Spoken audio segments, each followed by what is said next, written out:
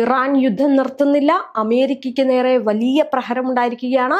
IRGC US നാവികസേനയുടെ 5ാം fleet base ലക്ഷ്യമാക്കി മിസൈലും ഡ്രോണും ഉപയോഗിച്ച് ആക്രമണം നടത്തിയതായിട്ട് റിപ്പോർട്ടുകൾ വരുന്നു. അവിടെ നാവിക സൈനികർക്ക് പരിക്കേറ്റതായിട്ടും പറയുന്നുണ്ട്.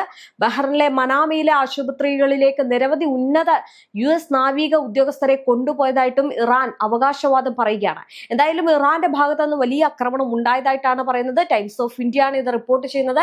എന്തായാലും പ്രദേശത്തുള്ള ഒന്നിലധികം US സ്ഥാനങ്ങളെ ലക്ഷ്യമാക്കിയായിരുന്നു ആക്രമണം നടന്നത്.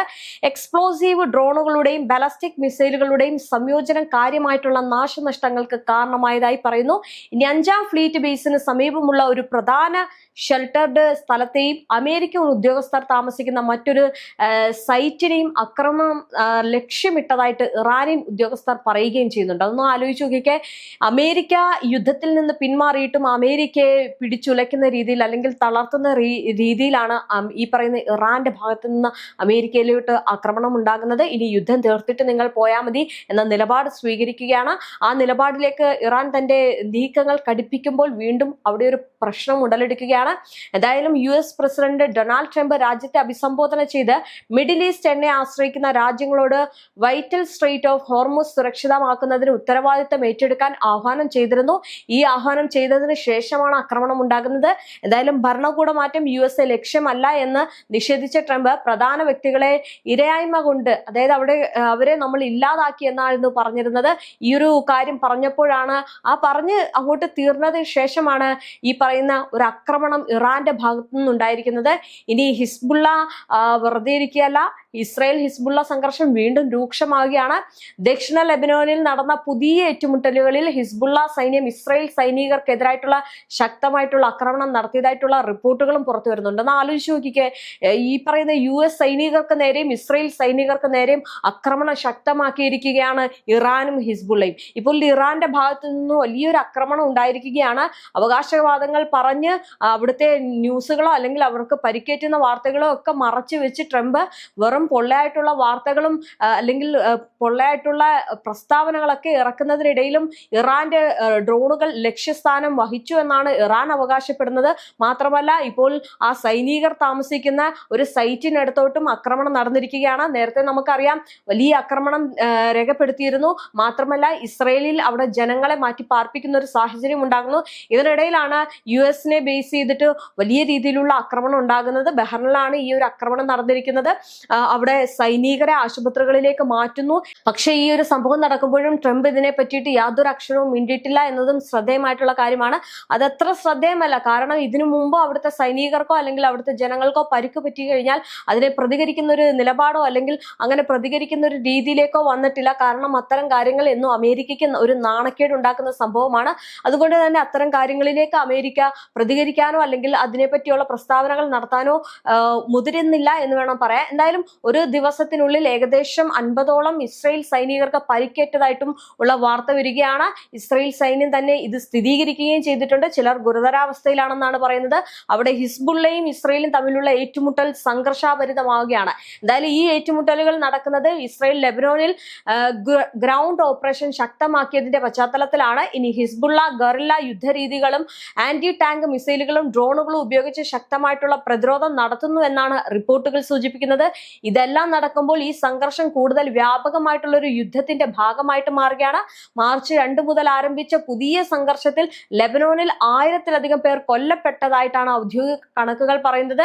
ഇതോടൊപ്പം തന്നെ ഇസ്രായേൽ ബറൂട്ടിൽ നടത്തിയ ആക്രമണത്തിൽ ഹിസ്ബുള്ളയുടെ പ്രധാന കമാൻഡർ കൊല്ലപ്പെട്ടതായിട്ടുള്ള സ്ഥിതിഗതികൾ കൂടുതൽ വഷളാക്കുകയാണ്. എന്തായാലും ഹിസ്ബുള്ളയും ആക്രമണം കടുപ്പിച്ചിരിക്കുകയാണ്. ഇറാനും തന്റെ ആക്രമണം കടുപ്പിച്ചിരിക്കുകയാണ്. രണ്ട് രാജ്യങ്ങളിലെയും സൈനികർക്ക് നേരെയുള്ള ആക്രമണം ലക്ഷ്യസ്ഥാനം വഹിച്ചു എന്നാണ് പറയുന്നത്. എന്തായാലും ഇസ്രായേൽ വടക്കൻ അതിർത്തിയിൽ സുരക്ഷാ മേഖല സൃഷ്ടിക്കാനുള്ള ശ്രമം തുടരുമ്പോൾ ഹിസ്ബുള്ള അത് തടയാൻ ശക്തമായിട്ടുള്ള പോരാട്ടം തുടരുകയാണ്. ഇസ്രായേൽ സൈന്യം ദക്ഷിണ ലെബനോനിൽ നടത്തുന്ന ഗ്രൗണ്ട് ഓപ്പറേഷനുകൾക്കിടെ വലിയ വെല്ലുവിളികൾ നേരിടുന്ന ഒരു സാഹചര്യം കൂടി ഉണ്ടാകുകയാണ്. ഇനി അതിർത്തി മേഖലയിൽ ഹിസ്ബുള്ളയുമായിട്ടുള്ള പോരാട്ടം ശക്തമാകുന്നതിനോടൊപ്പം തന്നെ ഇസ്രായേൽ സൈനികരുടെ നഷ്ടവും ഉയർന്ന സാഹചര്യവുമാണ് നിലവിൽ ഉണ്ടാകുന്നത്. ഇനി അവിടെ സൈനികർ നഷ്ടമാകുന്നത് അല്ലെങ്കിൽ സൈനികരുടെ എണ്ണം കുറയുന്നത് വലിയൊരു പ്രതിസന്ധിയിലേക്ക് കൊണ്ടുപോകുന്ന നോക്കുന്നുണ്ട്. കഴിഞ്ഞ തവണ IDF വ്യക്തമാക്കിയിരുന്നു അവർക്ക് മാനസിക സമ്മർദ്ദമുണ്ട്, മാത്രമല്ല അവിടെ സൈനിക ശക്തി വളരെ കുറവാണ്, അതിനെതിരെ ഒരു പരിഹാരം കാണണം എന്നുള്ള രീതിയിലൊക്കെ ഈ IDF വ്യക്തമാക്കിയിരുന്നു. ഇപ്പൊ ഇത്തരം നീക്കങ്ങളിലേക്ക് കാര്യങ്ങൾ പോകുമ്പോൾ ഹിസ്ബുള്ളയുടെ ഭാഗത്തു നിന്നുണ്ടാകുന്ന പ്രഹരത്തിന്മേൽ അവർക്ക് പിടിച്ചു നിൽക്കാൻ കഴിയാത്തൊരു സാഹചര്യമാണ് ഈ സൈനികർ കുറയുന്നത് കൊണ്ടുണ്ടാകുന്നത്. അപ്പൊ അത്തരം നീക്കങ്ങളിലേക്ക് പോവുകയാണ്. ഇനി ഈ പറയുന്നത് പോലെ തന്നെ ഈ US-ന്റെ കാര്യവും ഇതുപോലെ തന്നെയാണ്, അവിടെയും സൈനികർ കുറയുന്ന ഒരു സാഹചര്യം. ഇപ്പോൾ സൈനികർക്കിടയിലേക്ക് ആക്രമണം അഴിച്ചുവിട്ടിരിക്കുകയാണ് ഇറാൻ. എന്തായാലും യുദ്ധം നിർത്താമെന്ന് പറഞ്ഞ അമേരിക്കൻ പ്രസിഡന്റ് ഡൊണാൾഡ് ട്രംപിന് വലിയൊരു തിരിച്ചടി കൂടിയാണ്. എന്തായാലും ഇസ്രായേൽ സൈന്യം പുറത്തുവിട്ട വിവരങ്ങൾ പ്രകാരം വെറും 24 മണിക്കൂറിനുള്ളിൽ ഏകദേശം 48 സൈനികർക്ക് പരിക്കേറ്റിട്ടുണ്ട് എന്നാണ് പറയുന്നത്.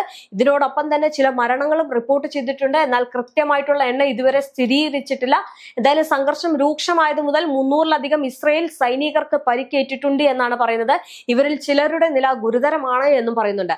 ഇതോടൊപ്പം തന്നെ ആരോഗ്യ മന്ത്രാലയത്തിന്റെ കണക്കുകൾ പ്രകാരം ആയിരക്കണക്കിന് ആളുകൾ വിവിധ ആശുപത്രികളിൽ ചികിത്സ നേടി എന്നും പറയുന്നുണ്ട്. എന്തായാലും ആക്രമണം അല്ലെങ്കിൽ യുദ്ധം വളരെ അതികഠിനമായിട്ട് മുന്നോട്ട് പോവുകയാണ്.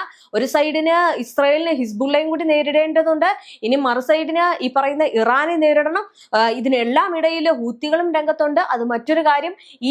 ഈ ഒരു പ്രശ്നം നടക്കുമ്പോൾ തന്നെ അമേരിക്കയും ഇതിൽ നിന്ന് പിന്മാറാനുള്ള ഒരു സാഹചര്യം നോക്കുന്നുണ്ട്. പക്ഷേ ഒരു തരത്തിലും ഈ ഇറാൻ അതിനെ വിടുന്നില്ല എന്ന് വേണം പറയാൻ. ഇനി നിങ്ങൾ യുദ്ധം ചെയ്തിട്ട് പോയാൽ മതി എന്നുള്ള നിലപാടിലേക്ക് ഇറാനും തന്റെ ആക്രമണം ഘടിപ്പിക്കുകയാണ്. ഇപ്പോൾ ഇറാൻ ആ സൈനിക കേന്ദ്രത്തിന് നേരെയുള്ള ആക്രമണം തൊടുത്തുവിട്ടത് വലിയൊരു ചർച്ചാ വിഷയമായിട്ടുണ്ട്. അത് ഇനിയും യുദ്ധം തുടരുമെന്നതിന്റെ മറ്റൊരു ഭാഗം കൂടിയാണ്. എന്തായാലും ഇതിലൂടെ തന്നെ യുദ്ധത്തിന്റെ വ്യാപകമായിട്ടുള്ള മാനുഷിക വ്യവസ്ഥയും വ്യക്തമാവുന്നുണ്ട്. ഇനി യുദ്ധഭൂമിയുടെ സങ്കീർണതയാണ് ഇസ്രായേൽ സൈന്യത്തിന് വലിയ വെല്ലുവിളിയാകുന്നത്. ഇനി ഹിസ്ബുള്ള വിവിധ തന്ത്രങ്ങൾ ഉപയോഗിച്ചാണ് ആക്രമണം ശക്തമാക്കുന്നത്. മാത്രമല്ല റോക്കറ്റ് ആക്രമണങ്ങൾ, അപ്രതീക്ഷിത ആംബുഷുകൾ, കൂടാതെ വേഗത്തിൽ സ്ഥലം മാറ്റം നടത്തുന്ന ഗറില്ല തന്ത്രങ്ങൾ എന്നിവയാണ് പ്രധാനമായിട്ടും ഉപയോഗിക്കുന്നത്. ഈ ഒരു തന്ത്രങ്ങൾ ഗ്രൗണ്ട് പോരാട്ടത്തിൽ ഇസ്രായേൽ സൈന്യത്തിന് വലിയ സമ്മർദ്ദം സൃഷ്ടിക്കുകയാണ്. പ്രത്യേകിച്ച് കുന്നുകളും കാടുകളും ഉൾപ്പെട്ട ഭൂപ്രദേശങ്ങളിൽ നടക്കുന്ന യുദ്ധം കൂടുതൽ സങ്കീർണമാകുന്നു. ഇനി സംഘർഷം ഇപ്പോഴും തുടരുന്ന സാഹചര്യത്തിൽ അടുത്ത ദിവസങ്ങളിൽ സ്ഥിതിഗതികൾ കൂടുതൽ രൂക്ഷമാകാനുള്ള സാധ്യത ഏറെയാണ്. പ്രദേശത്ത് സമാധാനം എപ്പോഴും സാധ്യമാകുക എന്നത് ഇപ്പോഴും ഒരു അനിശ്ചിതത്വത്തിലാണ്. ഇനി ഇതിനിടയിൽ തന്നെ ഇസ്രായേൽ വടക്കൻ അതിർത്തിയിൽ കൂടുതൽ സൈനികരെ വിന്യസിച്ചിരിക്കുന്ന ഒരു സാഹചര്യം കൂടിയുണ്ട്. കൂടാതെ വ്യോമാക്രമണങ്ങളിലും ശക്തമാക്കിയതായിട്ട് റിപ്പോർട്ടുകൾ പറയുന്നു. അതേസമയം തന്നെ ഹിസ്ബുള്ള ലെബനോണിന്റെ ആഴത്തിലുള്ള മേഖലകളിൽ നിന്ന് കൂടുതൽ റോക്കറ്റ് ആക്രമണങ്ങൾ നടത്തുന്നതായിട്ടും റിപ്പോർട്ടുകൾ വരുന്നുണ്ട്. ഈ അന്താരാഷ്ട്ര തലത്തിൽ ആശങ്കയും ഉയരുന്നുണ്ട്. ഇനി യുണൈറ്റഡ് നേഷൻ, അതായത് UN ഉൾപ്പെടെയുള്ള സംഘടനകൾ സമാധാനം ആവശ്യപ്പെട്ട് മുന്നോട്ട് വന്നിട്ടുണ്ട്. സംഘർഷം കൂടുതൽ വ്യാപിപ്പിക്കാതിരിക്കാൻ നയതന്ത്ര ശ്രമങ്ങളും ശക്തമാകുന്ന ഒരു സാഹചര്യമാണ്.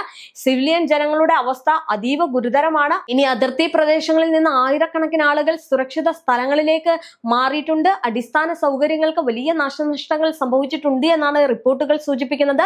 സംഘർഷം തുടരുന്നതിനാൽ അടുത്ത ദിവസങ്ങളിൽ സ്ഥിതിഗതികൾ കൂടുതൽ രൂക്ഷമാകാനാണ് സാധ്യത. എന്തായാലും മിഡിൽ ഈസ്റ്റ് മേഖലയിൽ വലിയ യുദ്ധത്തിലേക്ക് ഇത് മാറുമോ എന്ന ആശങ്കയും ശക്തമാകുകയാണ്. ഇപ്പോൾ നേരത്തെ പറഞ്ഞതുപോലെ തന്നെ ഇസ്രായേലും അമേരിക്കയും കൂടി വലിയ രീതിയിലുള്ള യുദ്ധം അങ്ങോട്ട് ചെയ്തിട്ട് ഇപ്പോൾ ഒന്നിനും വയ്യാത്തൊരു അവസ്ഥയിലേക്ക് മാറിയിട്ടുണ്ട്. അവിടെ തലവന്മാർ ഇത്തരം കാര്യങ്ങൾ പറയുമെങ്കിലും അവിടുത്തെ ജനജീവിതം എന്ന് പറയുന്നത് ദുസ്സഹമായിട്ട് മാറുകയാണ്. കാരണം IDF വരെ വ്യക്തമാക്കിയാണ് അവർക്ക് സൈനികരില്ല, ഇനി ഞങ്ങൾക്ക് പറ്റില്ല, സമ്മർദ്ദങ്ങളുണ്ട്, സൈനികർക്കിടയിൽ വലിയ സമ്മർദ്ദമുണ്ട്, അവർക്കത് ചെയ്യാൻ പറ്റില്ല എന്നുള്ളൊരു സാഹചര്യത്തിലേക്ക് മാറുമ്പോൾ തന്നെ മറു സൈഡിന് US-ന്റെ സൈനികരും കൊഴിഞ്ഞു പോകുന്നതാണ് കാണുന്നത്. എന്നാൽ ഈ രണ്ട് രാജ്യങ്ങളുടെ സൈനികർ കൊഴിയുമ്പോൾ മറ്റൊരു കാര്യം, ഇറാന്റെ സൈന്യത്തെ നോക്കൂ. അവിടെ 10 ലക്ഷം പേർ അല്ലെങ്കിൽ 10 ലക്ഷം യുവാക്കൾ യുദ്ധം ചെയ്യാൻ തയ്യാറാണ് എന്ന് പറഞ്ഞ് രംഗത്തെത്തുകയാണ്. എന്തായാലും ഇത്തരം നീക്കങ്ങൾ നടക്കുമ്പോൾ തന്നെ ഈ അടുത്തൊന്നും യുദ്ധം അവസാനിക്കുന്നില്ല എന്നത് വേണം മനസ്സിലാക്കാൻ. മാത്രമല്ല ഇപ്പോൾ ഈ സൈനിക കേന്ദ്രത്തിന് മേൽ ആക്രമണം ഇറാൻ നടത്തിയപ്പോൾ തന്നെ ഒരു കാര്യം മനസ്സിലായി, ഇനി ഇസ്രായേൽ വെറുതെ ഇരിക്കില്ല, ഇസ്രായേലിന്റെ ഭാഗത്തു നിന്ന് ആക്രമണം ഉണ്ടാവും. പക്ഷെ ഇസ്രായേലിന് ഇപ്പോൾ സംഭവിച്ചുകൊണ്ടിരിക്കുന്നത് വലിയ നാശനഷ്ടങ്ങളാണ്. അവിടെ ഞാൻ കഴിഞ്ഞൊരു വാർത്തയിൽ പറഞ്ഞിരുന്നു, ഈ സൈറണുകൾ നിർത്താതെ മുഴങ്ങുകയാണ്, ജനങ്ങളെ അവിടെ നിന്ന് മാറ്റി പാർപ്പിക്കുന്ന ഒരു സാഹചര്യം ഉണ്ടാകുന്നത് എന്നൊക്കെയുള്ള കാര്യങ്ങൾ പറയുന്നു. അപ്പോൾ അതോടൊപ്പം തന്നെ ഇപ്പോൾ അവിടുത്തെ സൈനിക കേന്ദ്രത്തിന് മേൽ ഇറാൻ ആക്രമണം തൊടുത്തുവിട്ടിരിക്കുകയാണ്. അതോടൊപ്പം തന്നെ ഹിസ്ബുള്ളയുടെ ഭാഗത്ത് നിന്നും ആക്രമണം ശക്തമാകുകയാണ്. ഈ ഒരു രണ്ടും കണക്കിലെടുത്തു കഴിഞ്ഞാൽ ഇസ്രായേലിന്റെ നാനാ ഭാഗത്തും വലിയ പ്രശ്നങ്ങൾ ഉണ്ടാക്കിക്കൊണ്ടിരിക്കുകയാണ്. ഈ ഇറാനും ഈ ഹിസ്ബുള്ളയും ഇത് താങ്ങാനാവാതെ അല്ലെങ്കിൽ താങ്ങാൻ കഴിയാത്ത ഒരു വിധത്തിലേക്ക് ഈ ഇസ്രായേൽ മാറിക്കഴിഞ്ഞിട്ടുണ്ട്. അവിടുത്തെ IDF-ന് ഇത് അങ്ങോട്ടേക്ക് മുന്നോട്ട് കൊണ്ടുപോകാൻ സാധിക്കുന്നില്ല. അവർക്ക് ഈ യുദ്ധം തുടരാൻ സാധിക്കുന്നില്ല. അവിടുത്തെ സൈനികർ കുറയുന്നു. മാത്രമല്ല അവിടുത്തെ ജനജീവിതം ദുസ്സഹമാകുന്നു. അവർക്ക് വലിയ നാശനഷ്ടങ്ങൾ സംഭവിക്കുന്നു. അടിസ്ഥാന ഘടകങ്ങളെല്ലാം നശിച്ചു പോകുന്നു എന്നുള്ള രീതിയിലേക്കൊക്കെ യുദ്ധം മാറുകയാണ്. ഇതിനിടയിലാണ് US-ന്റെ സൈനിക കേന്ദ്രത്തിലേക്കും ആക്രമണം നടന്നിരിക്കുന്നത്. അത് മാത്രമല്ല യുദ്ധം അവസാനിപ്പിക്കാനുള്ള ഒരു നയതന്ത്രവും ഇറാന്റെ പക്കലില്ല. ഒരു ചർച്ചയും അവർ നടത്തുന്നില്ല എന്നതാണ്. എന്തായാലും യുദ്ധം എന്ന് അവസാനിക്കും എന്നുള്ള ഒരു ചോദ്യം മാത്രമാണുള്ളത്.